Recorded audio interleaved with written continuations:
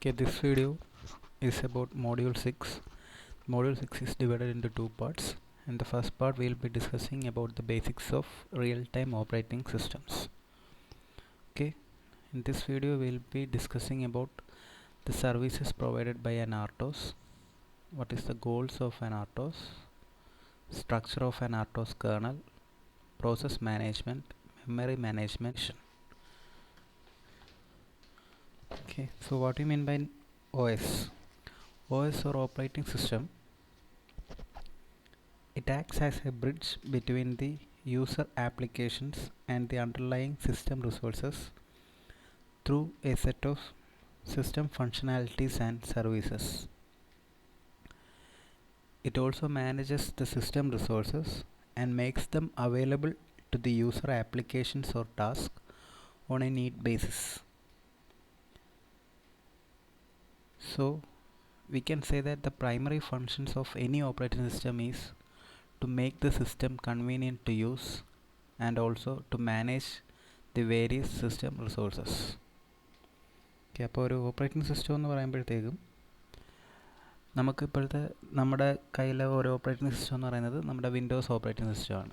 Okay, അപ്പം നമ്മുടെ കയ്യിൽ കമ്പ്യൂട്ടർ മാത്രം തന്നു കഴിഞ്ഞ് കഴിഞ്ഞാൽ ആ കമ്പ്യൂട്ടർ കൊണ്ട് നമുക്കൊരു ഗുണവും ഉണ്ടാകാൻ പോകുന്നില്ല. കമ്പ്യൂട്ടറും കീബോർഡും മൗസും പ്രിൻ്ററും എല്ലാം അങ്ങനെ അവിടെ ഇരിക്കത്തേ ഉള്ളൂ. അപ്പോൾ അതിനെ നമുക്ക് ഉപയോഗപ്രദമായ രീതിയിൽ മാറ്റിയെടുക്കണമെന്നുണ്ടെങ്കിൽ നമുക്ക് അതുമായിട്ട് കമ്മ്യൂണിക്കേറ്റ് ചെയ്യാൻ പറ്റണം. അങ്ങനെ കമ്മ്യൂണിക്കേറ്റ് ചെയ്യാൻ വേണ്ടിയിട്ടാണ് എന്ത് ചെയ്യുന്നത്, നമ്മുടെ ഈ ഹാർഡ്വെയറിൻ്റെയും സോഫ്റ്റ്വെയറിൻ്റെ ഇടയ്ക്ക് ഒരു ബ്രിഡ്ജായിട്ട് ഈ ഓപ്പറേറ്റിംഗ് സിസ്റ്റം ഉള്ളത്. Okay, generally we can classify an operating system into two types. One is general purpose operating system and the second one is real time operating systems.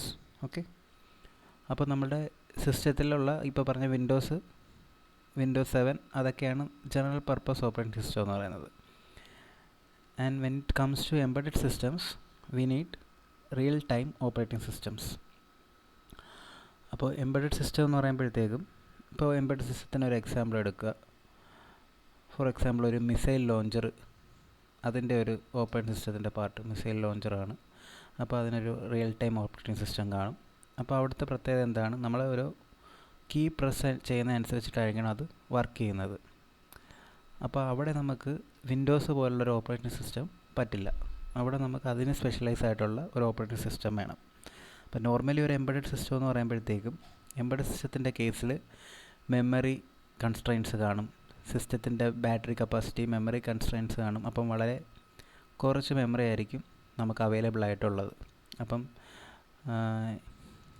if you look into the size of operating systems like Windows 7 or Windows 10, it will be more than 4.7 GB. So നമുക്കെന്തായാലും ഒരു embedded system എന്ന് പറയുന്നതിനകത്ത് 4.7 GB ഒന്നും കാണത്തില്ല. വളരെ കുറച്ച് size മാത്രമായിരിക്കും, കുറച്ച് memory മാത്രമായിരിക്കും അവൈലബിൾ ആയിരിക്കുന്നത്. അപ്പോൾ അത്രയും കോമ്പാക്റ്റ് ആയിട്ടുള്ളൊരു പ്രോഗ്രാമേ അതിനകത്തേക്ക് ലോഡ് ചെയ്യാൻ പറ്റത്തുള്ളൂ. അപ്പം റിയൽ ടൈം ഓപ്പറേറ്റിംഗ് സിസ്റ്റത്തിൻ്റെ സൈസും അതുപോലെ തന്നെ വളരെ ചെറുതായിരിക്കും.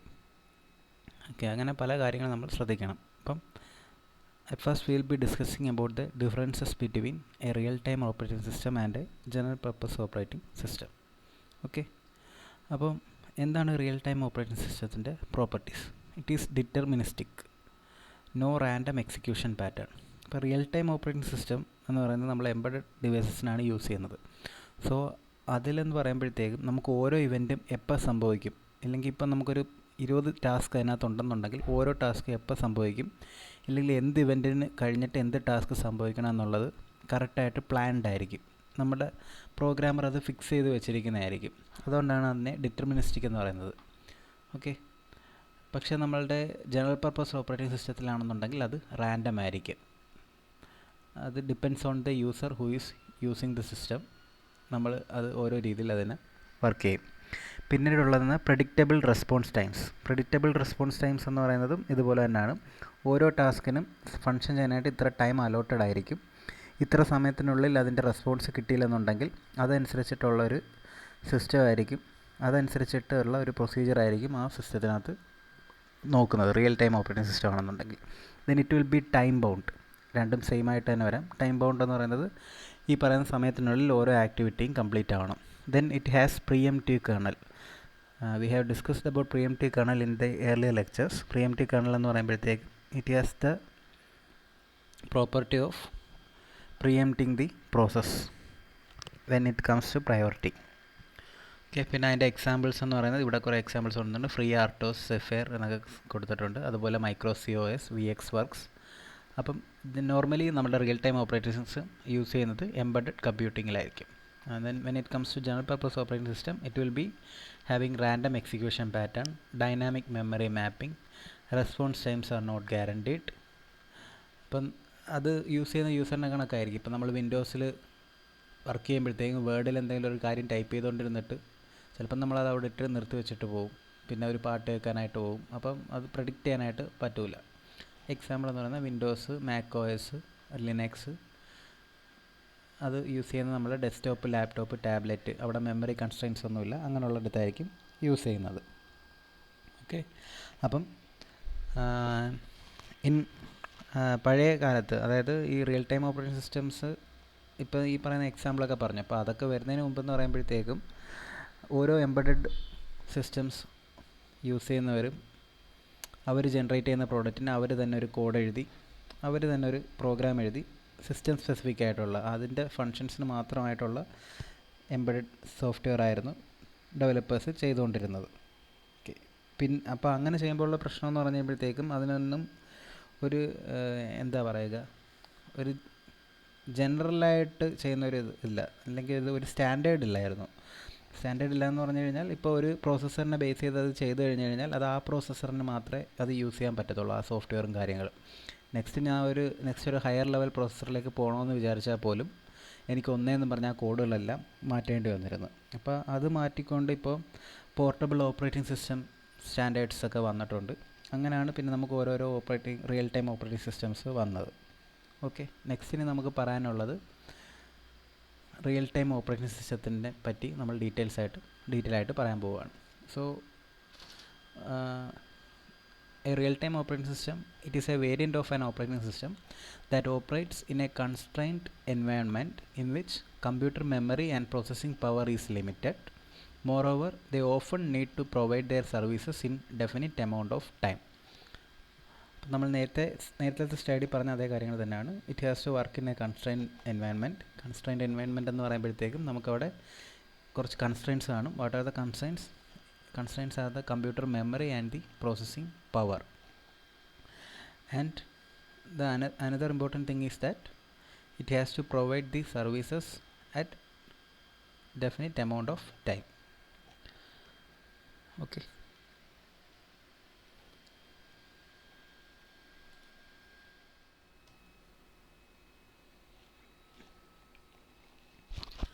next we talk about the features of RTOS.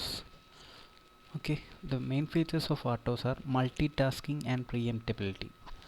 So when we consider an RTOS, mainly these RTOS are used by embedded systems. So in case of embedded systems, our processor may have to do many types of jobs at the same time. The jobs may be reading data from a serial port, or the job may be to do some computations and powering on the LED, or to display something on the LCD, or to send some warning messages, or to provide some status informations. Like this, many processes may be running at the same time, and these jobs are referred to as tasks. So multitasking is important in case of embedded systems. So every RTOS must feature this multitasking and preemptibility. So preemptibility means to run the task according to their priority, and if needed to schedule them so that when a high priority task comes, the low priority running task may be put into the waiting state. So the next feature is task priority. That means the RTOS must be capable of assigning priority to different tasks. The next feature is related to inter-process communications. So the RTOS must provide reliable and sufficient inter-task communication mechanisms. Next feature is also related to priority, that is priority inheritance. Then there should be predefined short latencies. Latencies means while we are multitasking, there might be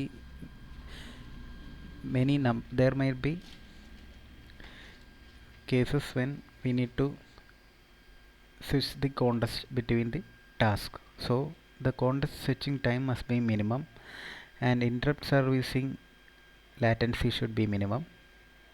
And finally, control of memory management. The RTOS should be able to control the memory also. So RTOS is not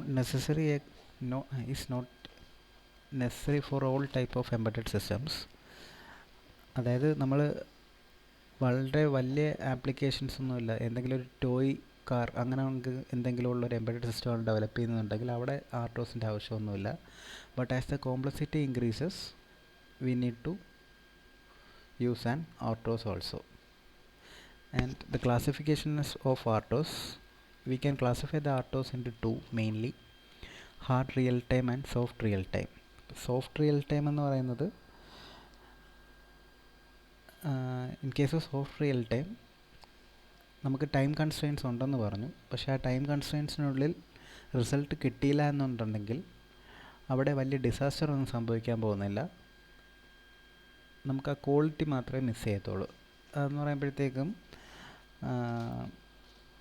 ഒരു delay വരും, output വരാനായിട്ടൊരു delay വന്നതുകൊണ്ട് നമുക്ക് പ്രത്യേകിച്ച് നഷ്ടങ്ങളൊന്നും സംഭവിക്കാത്ത കേസാണ് soft real time എന്ന് പറയുന്നത്. അത് ചിലപ്പം വീഡിയോ പ്രോസസ്സിങ് ആയിരിക്കും, അതായത് വീഡിയോ അങ്ങ് പോവും, ഓഡിയോ കുറച്ച് കഴിഞ്ഞിട്ടേ വരത്തുള്ളൂ. അതെന്ന് പറയുമ്പോഴത്തേക്ക് ആ ഫൈനൽ ഔട്ട്പുട്ടിലുള്ളൊരു പ്രശ്നം മാത്രമേ ഉള്ളൂ. അത് അങ്ങനെയുള്ള OS ആണ് സോഫ്റ്റ് റിയൽ ടൈം എന്ന് പറയുന്നത്. In case of hard real time, ഇപ്പോൾ ഒരു കെമിക്കൽ പ്ലാന്റിൽ ഏതെങ്കിലും ഒരു ഗ്യാസിൻ്റെ എമൗണ്ട് ഇതിന് മേളിൽ പോയി കഴിഞ്ഞാൽ അലാറം അടിക്കണം, അല്ലെങ്കിൽ അങ്ങനെ എന്തെങ്കിലും ഒരു വാൽവ് തുറക്കുകയോ അങ്ങനെ എന്തെങ്കിലും ഒരു സംഭവമാണ് വേണ്ടത്. അത് കൺട്രോൾ ചെയ്യുന്നൊരു ആർട്ടോസ് ആണെന്നുണ്ടെങ്കിൽ അത് തീർച്ചയായിട്ടും ആ കറക്റ്റ് ടൈമിൽ തന്നെ ഫങ്ഷൻ ചെയ്യണം. ഇല്ലെന്നുണ്ടെങ്കിൽ അവിടെ ഭയങ്കര ഒരു ഡിസാസ്റ്റർ സംഭവിക്കാം. ആ കേസിലാണ് ഹാർഡ് റിയൽ ടൈം ഉപയോഗിക്കുന്നത്.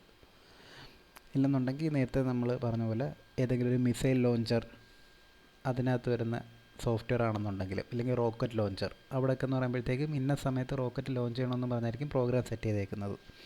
അപ്പോൾ അത് ലോഞ്ച് ആയില്ലെന്നുണ്ടെങ്കിൽ അവിടെ മൊത്തത്തിൽ ഭയങ്കര ഒരു ഡേഞ്ചർ സംഭവിക്കാൻ ചാൻസ് ഉണ്ട്. അങ്ങനെ നമുക്ക് രണ്ടായിട്ട് റിയൽ ടൈം ഓപ്പറേറ്റിംഗ് സിസ്റ്റത്തിനെ ക്ലാസിഫൈ ചെയ്യാം: ഹാർഡ് റിയൽ ടൈമും സോഫ്റ്റ് റിയൽ ടൈമും. Okay, next we are talking about the structure of RTOS. Okay, in this figure, this is the basic structure of any type of operating systems. The operating system must lie between the application layer and the hardware.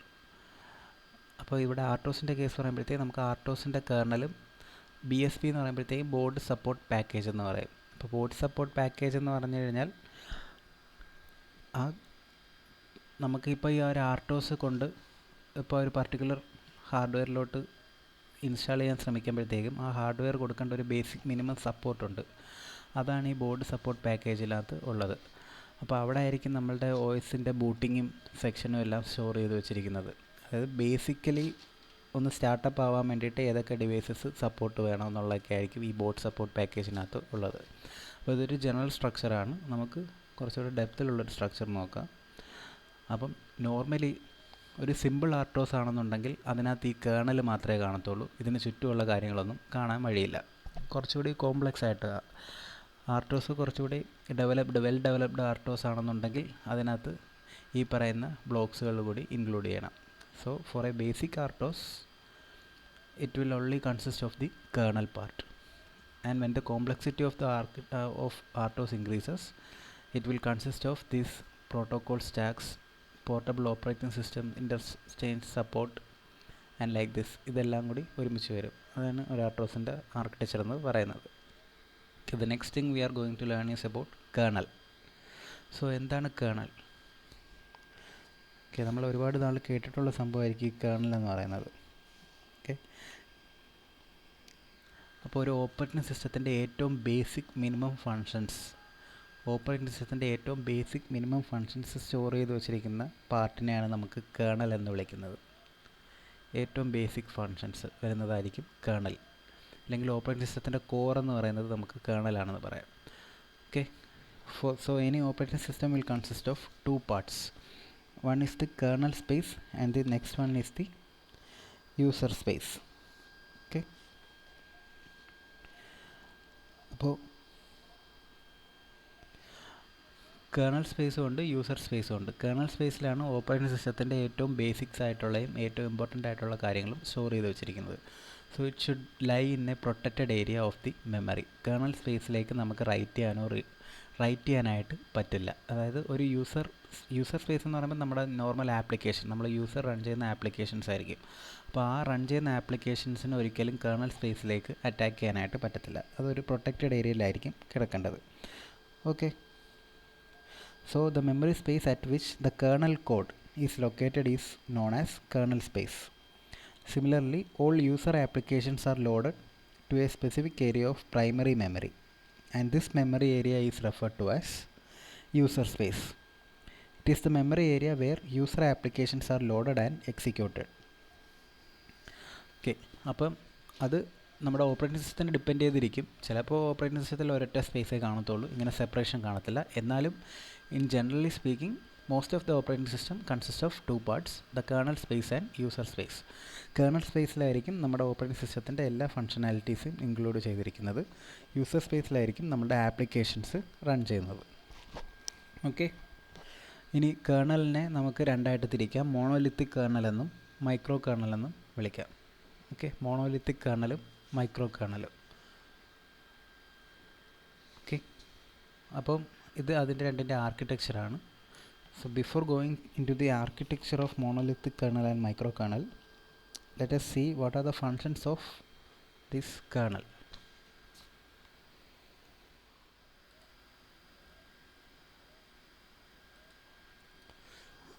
So what are the parts of a kernel, അല്ലെങ്കിൽ what are the services provided by the kernel? അങ്ങനെ ചോദിച്ചു കഴിഞ്ഞാൽ നമ്മൾ എഴുതേണ്ട കാര്യങ്ങളാണ്.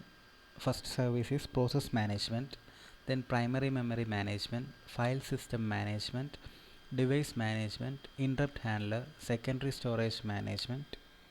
Okay, അപ്പോൾ ആദ്യം process management എന്ന് പറയുമ്പോഴത്തേക്കും, since our operating system supports multi processing, so there will be a scheduler in this operating system. The scheduler will be lying inside this kernel. The scheduler has the duty of managing the process scheduling. It has to maintain the process control block also.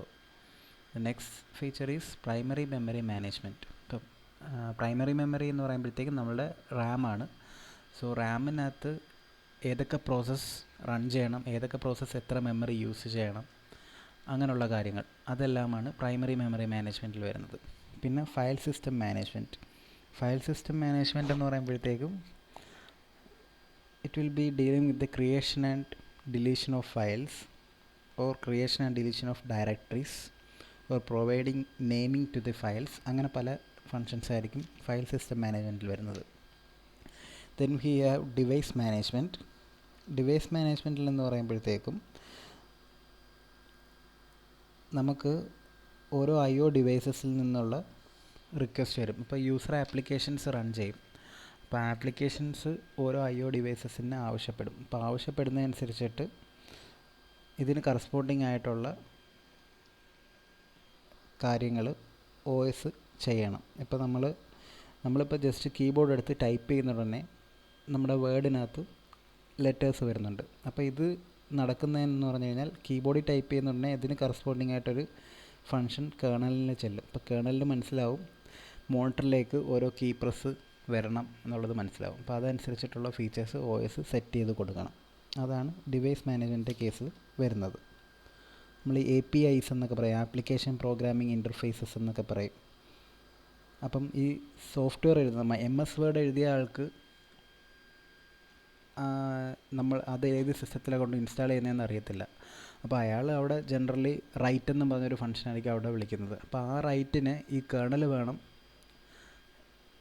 അത് മോണിറ്ററിലേക്ക് പോകാനായിട്ടുള്ളൊരു ഫംഗ്ഷനാണെന്നുള്ളത് മനസ്സിലാക്കിയിട്ട് അതനുസരിച്ചിട്ടുള്ളൊരു കാര്യം കൊടുക്കേണ്ടത്.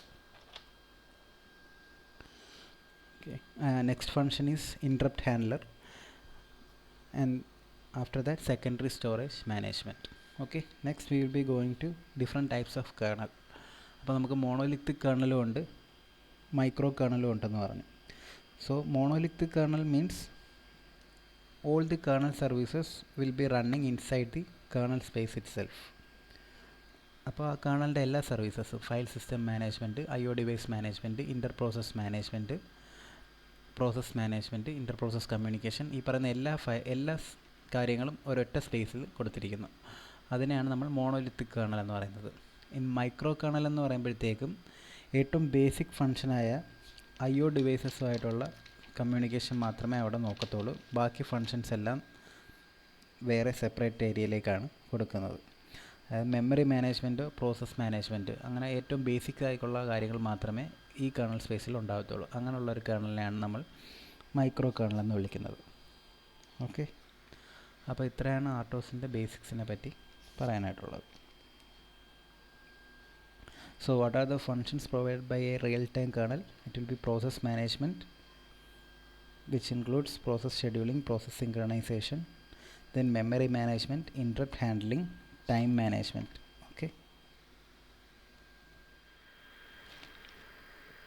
so the kernel functions can be summarized as task management, inter-process communication and synchronizations, device management, dynamic memory allocations, time management. Okay, next we go into details of process management. So what do you mean by process management functions of an OS kernel? It consists of jobs from creation of a process to deletion of a process. That means it enables the process creations, its activations, running, blocking, preemption, etc. The next thing is process structure maintenance. Process structure maintenance means whenever a process is created, a process control block is also created along with it, which consists of the attributes of the process, storing all the information about the process.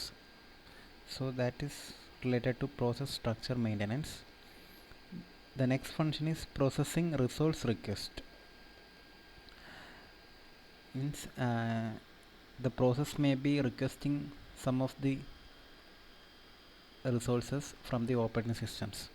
So how the resources are given to that process, that comes under processing resource request. Processing resource requests by processes made either by making calls which are known as system calls or by sending the message. അപ്പോൾ നമ്മുടെ ഓരോ process create ചെയ്യുമ്പോഴത്തേക്കും ഇപ്പോൾ ചില പ്രോസസ്സിന് പറയുന്നത് monitor വേണമെന്നായിരിക്കും, അല്ലെങ്കിൽ LCD display അതിനാവശ്യമുണ്ടെന്ന് പറയും. അപ്പോൾ ആ റിസോഴ്സിന് അലോട്ട് ചെയ്ത് കൊടുക്കുന്നത്. അപ്പോൾ അത് എങ്ങനെയെന്നുള്ളതാണ്. Next thing is scheduling. Scheduling എന്ന് പറയുമ്പോഴത്തേക്കും നമ്മൾ അതിനെപ്പറ്റി നേരത്തെ പറഞ്ഞു, ഡീറ്റെയിൽ ആയിട്ട് പഠിച്ചായിരുന്നു. ഡിഫറെൻറ്റ് ടൈപ്സ് ഓഫ് ഷെഡ്യൂളിംഗ്, ഓരോ പ്രോസസ്സ് എങ്ങനെയാണ് ഷെഡ്യൂൾ ചെയ്യുന്നത്, എന്ത് മെക്കാനിസംസ് ആണ് അവിടെ യൂസ് ചെയ്യുന്നത്. Next one is inter process communications. That means how two different process communicate with each other. അതിന് വേണ്ടിയിട്ട് നമുക്ക് ഒരുപാട് ഫീച്ചേഴ്സ് ഉണ്ട്. നമുക്ക് മെയിൽ ബോക്സസ് ഉണ്ട്, പൈപ്സ് ഉണ്ട്, സോക്കറ്റ്സ് ഉണ്ട്, സെമാഫോർസ് ഉണ്ട്. ഇതൊക്കെ വെച്ചിട്ട് എങ്ങനെയാണ് കമ്മ്യൂണിക്കേഷൻ നടത്തുന്നതെന്നുള്ളതാണ് പ്രോസസ് മാനേജ്മെൻറ്റിൽ വരുന്നത്. ഇനി രണ്ടാമത്തെ മെയിൻ ഫീച്ചർ എന്ന് പറയുന്നത് മെമ്മറി മാനേജ്മെൻ്റ് ആണ്. സോ ആർട്ടോസിൻ്റെ കേസിൽ നമ്മൾ മെമ്മറീനെ ബ്ലോക്സ് ആയിട്ടായിരിക്കും കൺസിഡർ ചെയ്യുന്നത്. മെയിൻ മെമ്മറീനെ അല്ലെങ്കിൽ ഏത് മെമ്മറി ആണെങ്കിലും അതിനെ നമ്മൾ ഒരു ബ്ലോക്കായിട്ട് കൺസിഡർ ചെയ്യും, എന്നിട്ട് പല പല ബ്ലോക്സ് ആയിട്ട് ഡിവൈഡ് ചെയ്യും. അപ്പോൾ ബ്ലോക്കിൻ്റെ സൈസ് എന്ന് പറയുന്നത് ഇങ്ങനെ 64 ബൈറ്റ്സിൻ്റെ ഒരു ബ്ലോക്ക്, 256 ബൈറ്റ്സിൻ്റെ ബ്ലോക്ക്, അത് 2ൻ്റെ പവറായിരിക്കും.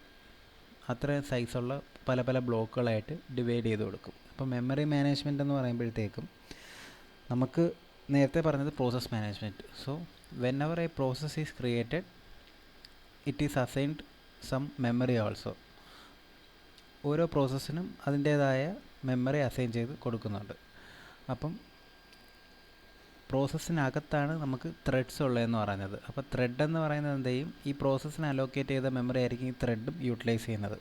അപ്പോൾ ഓരോ പ്രോസസ്സിനും അതിൻ്റേതായ code memory, data memory, stack memory എല്ലാം നമ്മൾ കൊടുക്കുന്നുണ്ട്. അപ്പോൾ അവിടെ നമ്മൾ ശ്രദ്ധിക്കേണ്ട കാര്യം എന്ന് പറഞ്ഞു കഴിഞ്ഞാൽ we have to prevent memory leaks and stack overflows. Memory leak എന്ന് പറഞ്ഞു കഴിഞ്ഞാൽ ഇപ്പം പ്രോസസ്സ് P1ഉം P2 ഉണ്ട്. P1 അസൈൻ ചെയ്തേക്കുന്ന മെമ്മറിയിൽ P1 മാത്രമേ എഴുതാൻ പാടുള്ളൂ. അത് ആ മെമ്മറി കഴിഞ്ഞ് കഴിഞ്ഞാൽ P1 ഒരിക്കലും നെക്സ്റ്റ് മെമ്മറിയിലോട്ട് കയറി റൈറ്റ് ചെയ്യാൻ പാടില്ല. അപ്പോൾ അതാണ് മെമ്മറി ലീക്സ് എന്ന് പറയുന്നത്. Memory leak means attempts to write in the memory block not allocated to a process or data structure. പിന്നെ stack overflow. Stack overflow means that the stack exceeds the allocated memory block when additional stack space is not provided or available. രണ്ടും same തന്നെയാണ് ഏകദേശം. Stack overflow എന്ന് പറയുമ്പോഴത്തേക്കും stack കഴിഞ്ഞിട്ട് വീണ്ടും next ഒരു അതിന് അലോക്കേറ്റ് ചെയ്യാത്ത മെമ്മറിയിലേക്ക് കയറി റൈറ്റ് ചെയ്യുന്നു. അപ്പോൾ ഈ കാര്യങ്ങളെല്ലാം അവോയ്ഡ് ചെയ്യേണ്ടത് ആ കേർണലിൻ്റെ മെമ്മറി മാനേജ്മെൻറ്റ് യൂണിറ്റ് ആയിരിക്കണം. So the different functions provided by the memory management unit of an OS kernel are: first one is allocation and deallocation. Allocation and deallocation ഇപ്പോൾ നമ്മൾ പറഞ്ഞു, ഓരോ പ്രോസസ്സ് വരുമ്പോഴത്തേക്ക് അതിന് മെമ്മറി സ്പേസ് അലോട്ട് ചെയ്ത് കൊടുക്കുന്നുണ്ട്. അതുപോലെ തന്നെ ആ പ്രോസസ്സ് എക്സിറ്റ് ആകുമ്പോഴത്തേക്കും എന്ത് ചെയ്യണം, ആ അലോക്കേറ്റ് ചെയ്ത മെമ്മറി തിരിച്ചെടുക്കുക. Next is the type of allocation. Two types of allocations are there. One is fixed block allocation and next one is dynamic block allocations. അപ്പം real time operating systems maximum dynamic block allocations avoid ചെയ്യാൻ നോക്കും. കാരണം എന്ന് പറഞ്ഞു കഴിഞ്ഞാൽ dynamic block allocation എന്ന് പറയുമ്പോഴത്തേക്കും വരുന്ന പ്രോസസ്സിൻ്റെ റിക്വസ്റ്റ് അനുസരിച്ചിട്ടുള്ള പ്രോസസ്സിൻ്റെ ഇപ്പം നമുക്ക് 64 KB അങ്ങനെ പല പല ബ്ലോക്കായിട്ട് മാറ്റിയിട്ടുണ്ട്. 64 KB, 256 KB, 512 KB ഇങ്ങനെ ബ്ലോക്കായിട്ട് തിരിച്ചേക്കുവാണ്. അപ്പം വരുന്ന പ്രോസസ്സിൻ്റെ റിക്വസ്റ്റ് എത്ര നോക്കും. ഇപ്പോൾ നമുക്കൊരു 70 KB മതി എന്നുണ്ടെങ്കിൽ അവർ ഈ ഉള്ള ബ്ലോക്കിൽ നിന്നും 70 KB അസൈൻ ചെയ്യാൻ പറ്റുന്നതെന്ന് പറഞ്ഞു കഴിഞ്ഞാൽ ഒരു 64നും 128നും ഇടയ്ക്കാണ് 70 വരുന്നത്. സോ 128 KB ബ്ലോക്ക് ആയിരിക്കും അവർക്ക് അലോട്ട് ചെയ്ത് കൊടുക്കുന്നത്.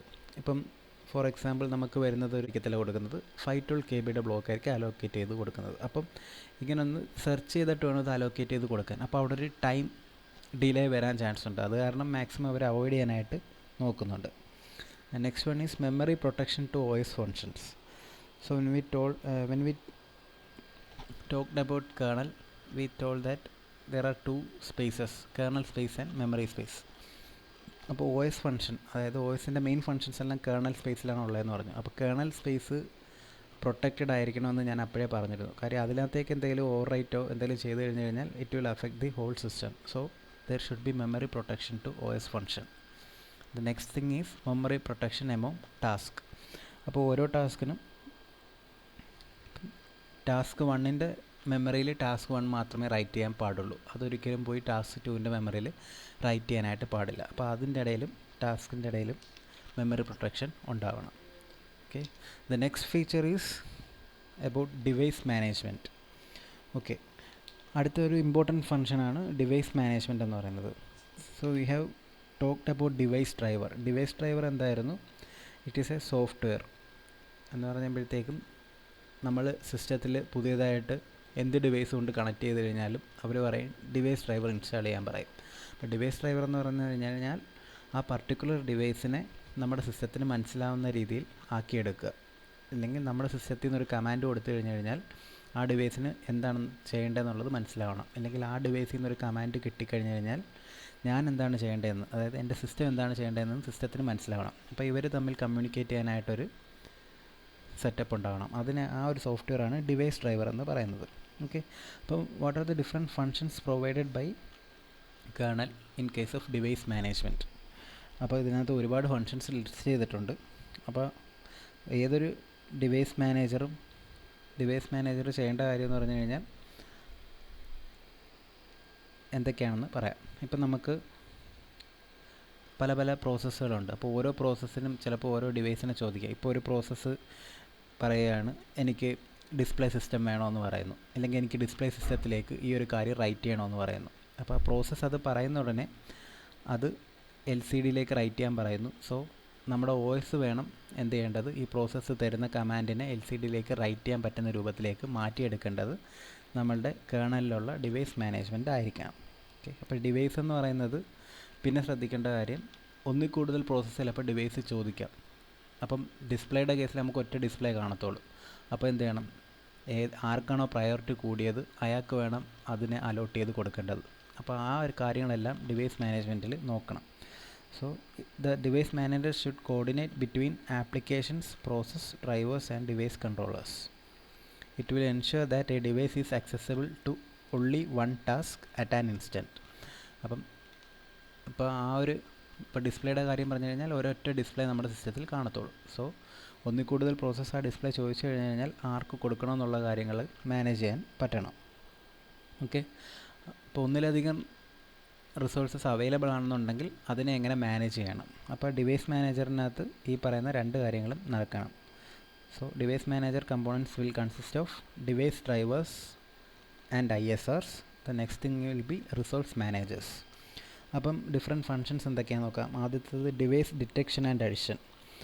അതായത് നമ്മൾ പുതിയൊരു ഡിവൈസ് കൊണ്ട് കണക്ട് ചെയ്ത് കഴിഞ്ഞ് കഴിഞ്ഞാൽ അതിനെ ഡിറ്റക്റ്റ് ചെയ്യണം. ഡിറ്റക്റ്റ് ചെയ്യുമെന്ന് പറഞ്ഞു കഴിഞ്ഞാൽ എന്ത് ഡിവൈസാണ് കണക്ട് ചെയ്തതെന്നുള്ളത് മനസ്സിലാക്കാൻ പറ്റണം. Then we have to initialize that device, configure that device and test whether that device is working. ഇത്രയും കാര്യങ്ങളാണ് ഡിവൈസ് ഡിറ്റക്ഷൻ ആൻഡ് അഡിഷനിൽ കാണേണ്ടത്. Next device deletion. അപ്പോൾ ഡിവൈസ് ഡിലീറ്റ് ചെയ്യുമ്പോഴത്തേക്കും നമ്മൾ ഡിലീറ്റ് ചെയ്ത ഡിവൈസിനെ അവിടെ നിന്ന് റിമൂവ് ചെയ്യുമ്പോഴത്തേക്കും ആ ഡിവൈസിനെ ആക്സസ് ചെയ്യുന്ന കുറേ പ്രോസസ്സും കാര്യങ്ങളൊക്കെ കാണും. അപ്പോൾ അതിനെല്ലാം കൺസിഡർ ചെയ്യണം. അടുത്ത device allocation and registration.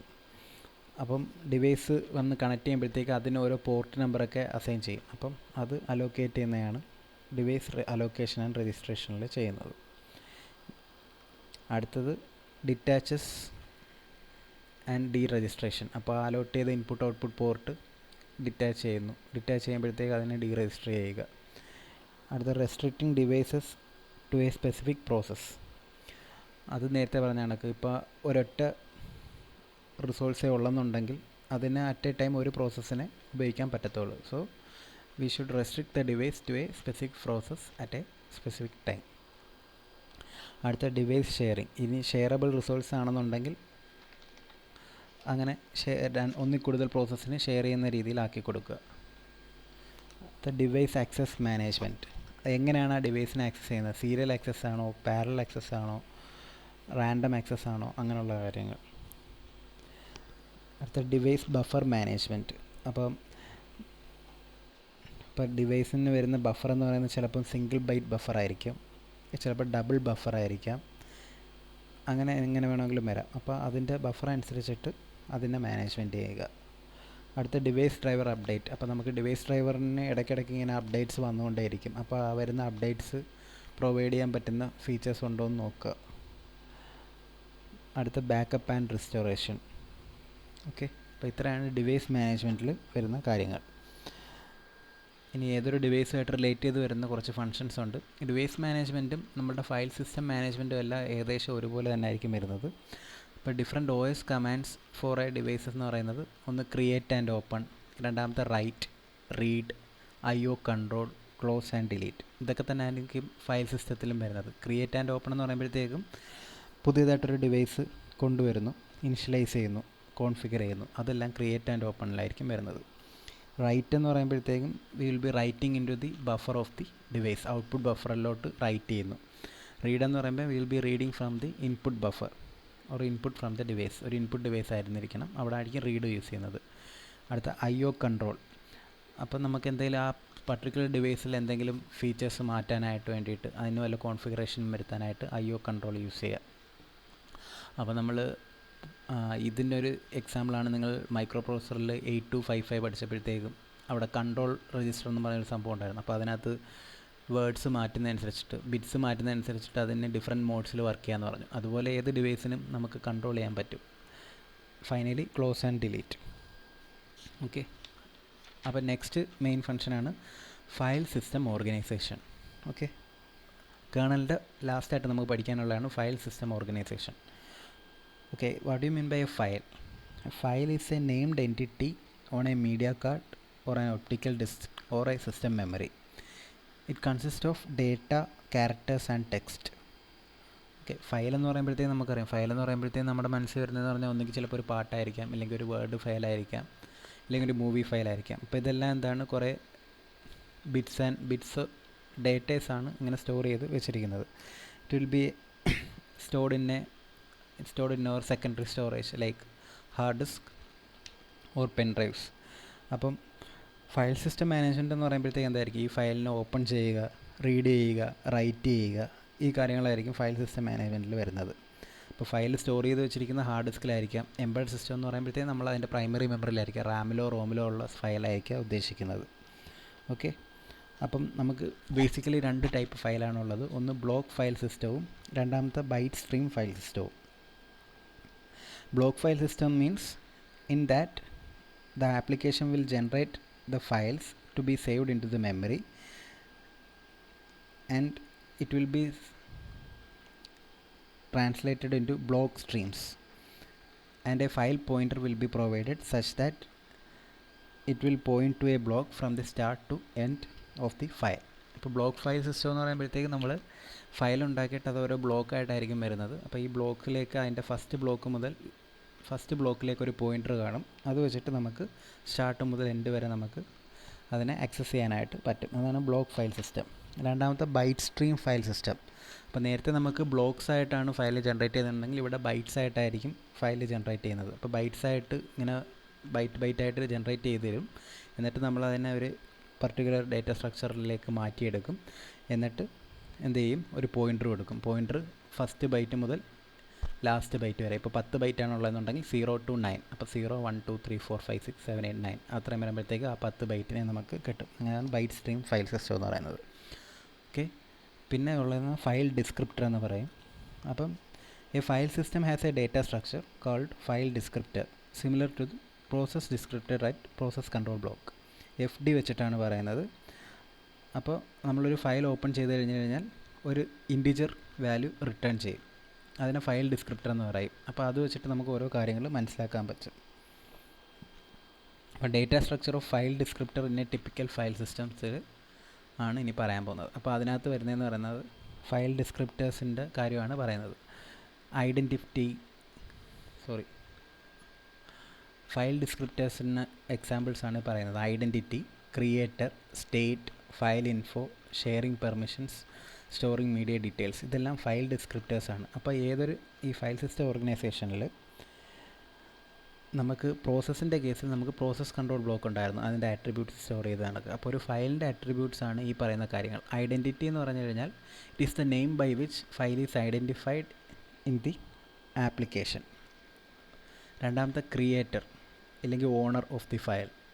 It means it will give us the details about which process have created that file. Next, state refers to the current state of that file, whether it is open, closed or archived. Next is file info will give the current length, means current size of the file, when it was created, when it was last modified. ആ പറയുന്ന details ഒക്കെ ആയിരിക്കും file ഇൻഫോയിൽ കിട്ടുന്നത്. Next will be sharing permissions. That means whether the file can be shared for execution or reading or writing. ഇനി storing media details. Storing media details എന്ന് പറയുമ്പോൾ it refers to the blocks transferable per access. അപ്പോൾ ഇത്രയും കാര്യങ്ങളാണ് നമ്മളുടെ ആർട്ടോസിനെ പറ്റി പറയാനായിട്ടുള്ളത്. എങ്കിൽ നമ്മളിതിനകത്ത് എന്താണ് ആർട്ടോസ് എന്ന് പഠിച്ചു, എന്താണ് ആർട്ടോസും ജനറൽ പർപ്പസ് OSും തമ്മിലുള്ള ഡിഫറൻസ് എന്ന് പഠിച്ചു. പിന്നെ ഒരു ആർട്ടോസ് കേണലിൻ്റെ സ്ട്രക്ചറിനെ പറ്റി പഠിച്ചു. ഡിഫറെൻറ്റ് ടൈപ്സ് ഓഫ് കേണൽസിനെ പറ്റി പഠിച്ചു. പിന്നെ കേണൽസിൻ്റെ ഡീറ്റെയിൽസ് പഠിച്ചു. കേണലിൻ്റെ ഓരോ ഡിഫറെൻറ്റ് പ്രോസസ് മാനേജ്മെൻറ്റ് എന്താണെന്ന് പഠിച്ചു. മെമ്മറി മാനേജ്മെൻറ്റ് എന്താണെന്ന് പഠിച്ചു. ഡിവൈസ് മാനേജ്മെൻറ്റ് എന്താണെന്ന് പഠിച്ചു. ഫയൽ സിസ്റ്റം ഓർഗനൈസേഷൻ എന്താണെന്ന് പഠിച്ചു. ഓക്കെ.